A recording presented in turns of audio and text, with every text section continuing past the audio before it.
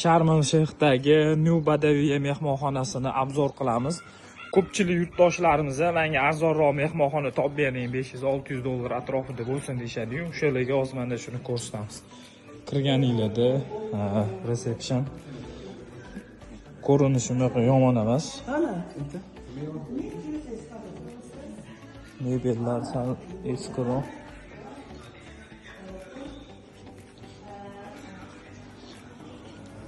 Receptiondan chiqishinglar bilan otelimizni yashil zonalari ko'rganinglarda bir ko'rinishda yaxshi taassurot uyg'otadi. Chunki yashil zonalari ko'rinishlari yaxshi. Chunki Sharmda bilsanglar 70-80% otellarning ko'rinishi deyarli bir xil bo'ladi, shunga o'xshagan bo'ladi. Lijaklari ko'rsataman hozir. Bu normalnirog'i. Ozgina yirtig'i bor, asfaltlarimiz ko'chgan. Bu xonalar. Basseyni yomon emas, o'rtacha. Xo'sh, mana bu kichkina bar qilib qo'yishgan. Bari zo'r qilib qo'yishgan-u, lekin hech kim qaramas ekan. Qarovsiz qolib ketgan, tozaligiga ham e'tibor berilmagan. Tak, mana bu tapchalari chirkroq, salmas u ancha. Buni ustida o'tirib ancha hech kim choy ichib ovqatlanmasa kerak. Lekin qoyil qolganim yashil zonasini zo'r qilib qo'ygan. Tak, bizning xona mana bu yerda tepada. Shundoq bu yoq bog'ga qaragan. Ikkinchi derazamiz bu yoqqa basseynga qaragan. Hozir tepaga chiqib ham obzor qilib ko'rsataman. Xo'sh. Mana bu yerda bolalar uchadigan gorkalari bor. Zontlari chirib, yirtilib ketgan, sochuvlari. Xo'sh, tozaligi yaxshi emas. Bari bor. Barida mana shunaqa bir martalik plastik idishga mana shu suvdan quyib berishadi. Yo'qda suvlar ham bor, lekin bular adashmasam pullik edi. Endi bu bari ko'rgandan keyin odamlar boshqa ichimlik ichgisi ham kelmay qolsa kerak menimcha. Xo'sh, bu yerda ham tapchalar bor, dam olib o'tiradigan. Kechqurun muzika qo'yishadi. Lekin o'yin kulgi bo'lmayapti bu yerda. Hech kim chiqib bani o'ynab, xursandchilik boshqa narsalar qilganini ko'rmadim. Bir kecha qoldim. Bu yerda ko'ryapsizlar, ahvollar. Ancha kimdir kelib o'tirmaydi, o'sha 10-15 yildan beri qaralmagan joylarga o'xshaydi. Bu yerda ham shunaqa. Mana buni boshini ham olib ketishibdi. Boshsiz chavandoz. Xo'sh. Bu yoqda mana yashil zonasi. Yashil zonasi ham yomon emas.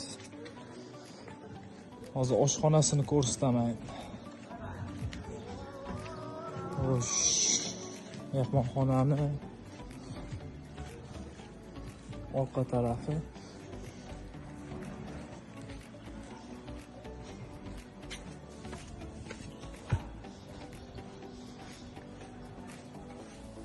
Holati mana shunaqa sal mas'ul, lekin ancha qaralmagan.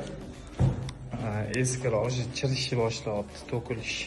Mehr berish kerak, mehr talab bo'lib qoldi. Mana bu xonalar ancha shu lyuks xonalar, chiqqanda bog'ga qarab o'tiradi.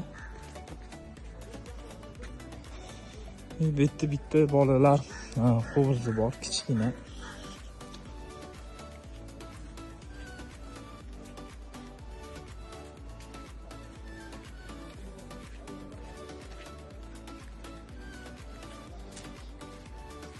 Mana nima ekan? Maliga tushunmadim. Menimcha kichkina bir amfiteatrmi shunaqaga o'xshayapti. Xo'sh, tepaga chiqamiz, restoraniga kiramiz. Kirganinglarda chap qo'linglarda kichkina o'zini do'koni bor ekan. Kerakli narsalarni xarid qilsanglar bo'ladi. Kirishda o'ng tarafda oshxonasi bor. Oshxonasini ham hozir obzor qilamiz. Muvaqqatlari bor yo'qligi. Mijozlar.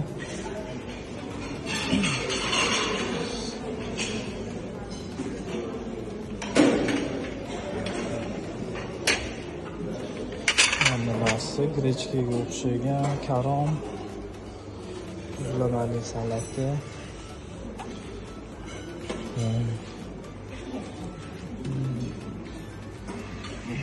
Kotletga o'xshagan narsa. Yani omagimda o'tdik. Xullas yeyishga deyarli hech narsasi yo'q desa ham bo'ladi. O'zbeklar kelsa javob och qoladi debdi. Sharoitlari mana shunaqa, mana dog', qoshuv, qaychi deb yelkali, xullas qo'shuvlarni ham ahvoli shunaqa. Taberkali singan. Bitta qizuv tarafi noni yo'q ekan, faqat mana shunaqa non. Suvi. Mana shu suvni olib pullar ichasizlar. Ishtahani ochvoradi. Eng zo'r narsasi hozir aytaman. Bu yerda choy ham yo'q ekan, sok sharbatlari ham yo'q ekan, lekin sokka o'xshagan ko'rinishida mana hamma narsa. Bu prosta rangi sariq turibdi buni. Quyib kecha payt ichib ko'rdim. Oddiy suv bilan bir xilda. O'zimda hayron qoldim rangiga, lekin suv ichgandek bo'ldim, rangli suv. Hozir tepaga chiqib xonamizni ko'rsataman.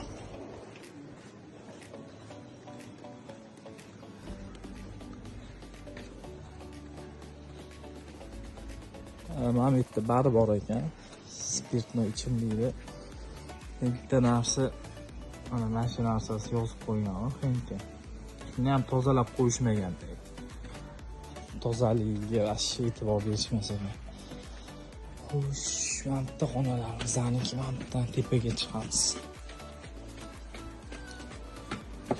Ikkinchi qavat.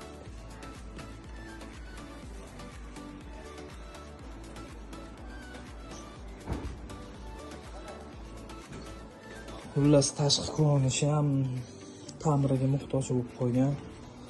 Oynalasini ketgan, faner qo'yishgan.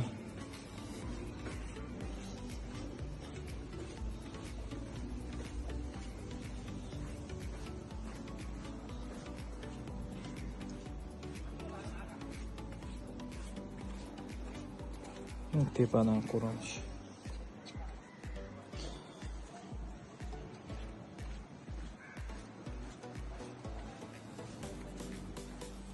Bu orqa taraf.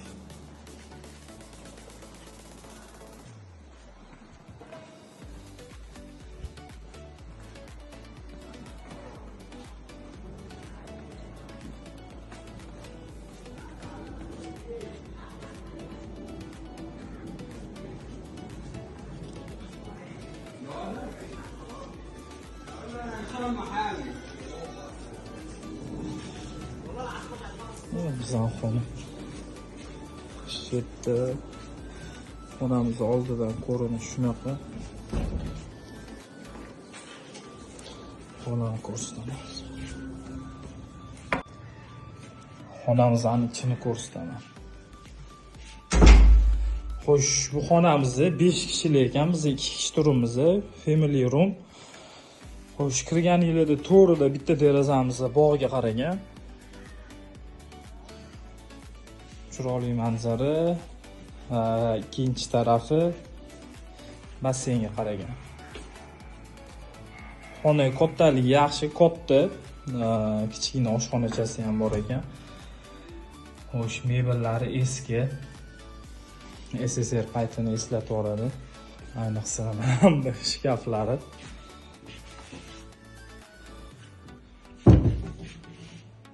Kravatlari eskiroq, mana bu choyshablari ham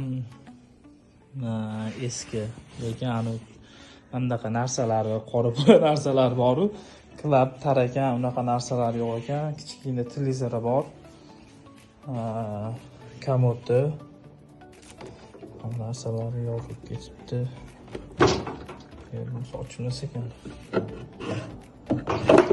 Ishqilib mayda juda narsa qo'yadigan. Eng zo'ri mana konditsioner. Bu konditsioner ishlamaydi. Agar yozda kelsanglar, aniq bitta dam ola olmaysizlar. Rampda mana diski joyi. Ham yo'qda menimcha katta family room bo'lgan uchun bitta xonasi bo'lgan. Eshikni yopib qo'yishgan. Tepada sveti yo'q, kechqurun qorong'i bo'lar ekan. Faqat mana shu svetlarni o'zi tushib turar ekan. Mana bu yerda bular ham nomiga o'zini pastiga tushib turadi. Xullas shunaqa. Muzlatgichi ham yo'q ekan. Yana bitta minus shu.